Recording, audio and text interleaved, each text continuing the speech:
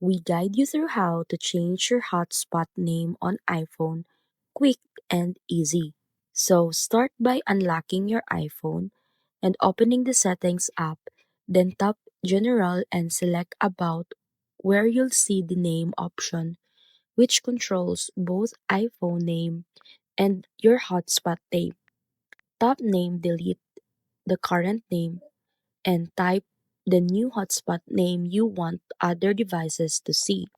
Then tap Done on the keyboard to save the changes.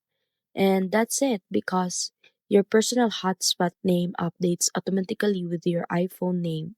Now, to make sure it works, go back to Settings, tap Personal Hotspot, turn it on, and check from another device to confirm the new name appears in the Wi Fi list.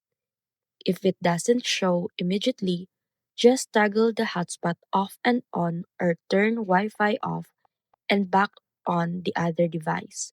And remember, this method works on all recent iOS versions without needing extra apps or resets, making it fastest way to customize your hotspot name on iPhone.